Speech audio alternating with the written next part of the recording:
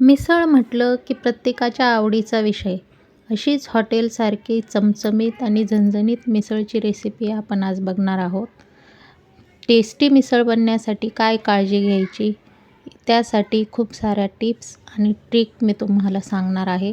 तर व्हिडिओ शेवटपर्यंत नक्की बघा. चला तर मग लगेच रेसिपीला सुरुवात करू. नमस्कार, मी मनीषाज किचनमध्ये तुमचं स्वागत आहे. मिसळ बनवण्यासाठी मी इथे मोडाची मटकी घेतलेली आहे. ही मटकी मी काल 2 कप मटकी भिजत घातली होती. रात्री ती बांधून ठेवली आणि आता सकाळी तिला छान मोड आलेले. बाजारात पण मोड आलेली मटकी मिळते, पण आमच्याकडे जी बाजारात मिळते त्या मटकीला कोबट असा वास येतो, म्हणून मी शक्यतोवर घरीच भिजवते. कारण ताज्या मोड आलेल्या मटकीची चव खूप छान लागते. तुमच्याकडेही वेळ असेल तर शक्यतोवर घरीच भिजवा. तर इथे मी मटकीमध्ये पाव चमचा हळद आणि अर्धा चमचा मीठ टाकून घेतलेलं आहे. नंतर त्याला मी पाणी टाकून आणि कुकरमध्ये 3 शिट्या होईपर्यंत शिजवून घेणार आहे. मटकी शिजेपर्यंत आपण इथे वाटणाची तयारी करून घेऊ. इथे मी 2 इंच खोबरं भाजून घेतलेलं आहे.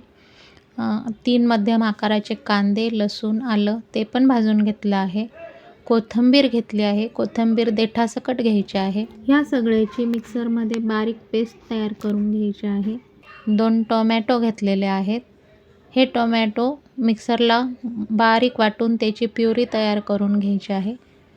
मटकी पण आपली आता शिजलेली आहे, तर बघून घेऊ. हे बघा, आपली मटकी आता छान शिजलेली आहे. दाबून बघते. मटकी खूप गाळ पण शिजवायची नाही. बोटाने दाबल्या जाईल इतपत ठीक आहे.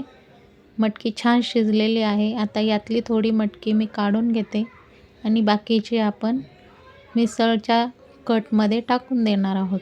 तर इथे मी कढईत 1 पळी तेल गरम होण्यासाठी ठेवले. त्यात 3 ते 4 तमालपत्र, 1 चक्री फूल, 3-4 विलायची आणि अर्धा इंच दालचिनीचा तुकडा घेतलेला आहे.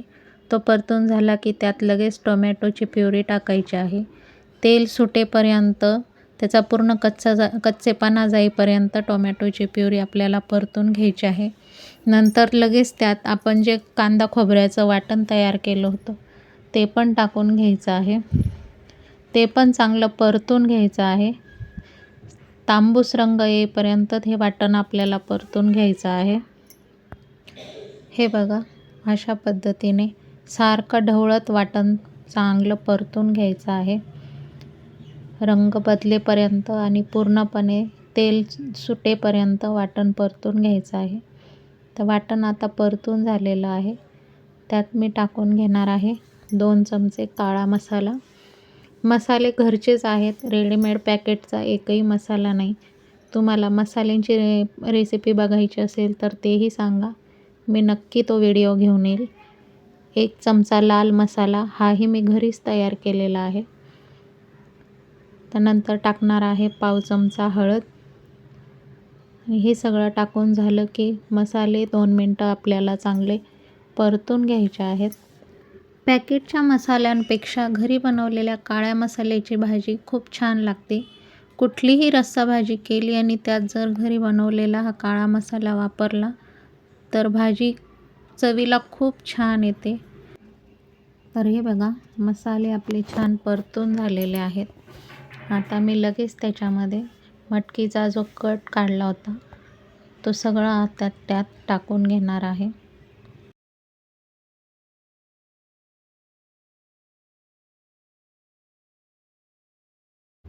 नंतर आपल्याला त्यात जेवढं पातळ पाहिजे तेवढ्या प्रमाणात गरम पाणी टाकून आणि कट तयार करून घ्यायचा आहे. हे बघा, अशा पद्धतीने मी यात जवळजवळ अर्धा तांब्या पाणी अजून टाकलेलं आहे.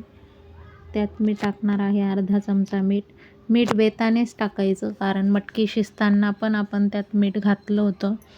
त्यामुळे मीठ टाकताना ते लक्षात ठेवून मगच टाकायचं. आता हे छान 10 मिनटं याला उकळी येऊ द्यायची आणि मग आपली मिसळ तयार. माझ्या पद्धतीने तुम्ही एकदा ही मिसळ तयार करून बघा, तुम्हाला नक्की आवडेल. तर मिसळ आपली आता छान उकळून तयार झालेली आहे. आता आपण ती सर्व करू. ह्या पद्धतीने जर का तुम्ही मिसळ बनवली, घरातले लहान मोठे सगळे आवडीने खातील आणि बाहेरचं खाऊन पोट बिघडण्याची पण भीती राहणार नाही. एवढी छान आणि टेस्टी ही मिसळ तयार होते. तर तुम्ही एकदा नक्की ट्राय करा.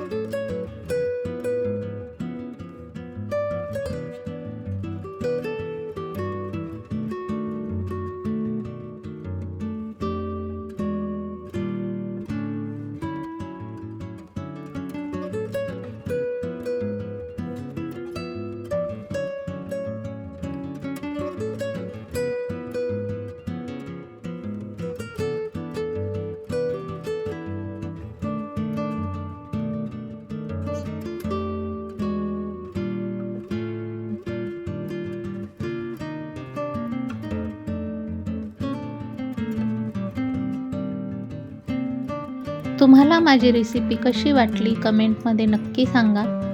अजून कुठली रेसिपी तुम्हाला बघायची असेल तर तेही सांगा. रेसिपी आवडल्यास रेसिपीला लाईक करा, शेअर करा आणि माझ्या चॅनलला सबस्क्राईब करा. अशाच नवनवीन रेसिपीजसोबत आपण पुन्हा भेटू. व्हिडिओ शेवटपर्यंत बघितला त्याबद्दल मनापासून धन्यवाद.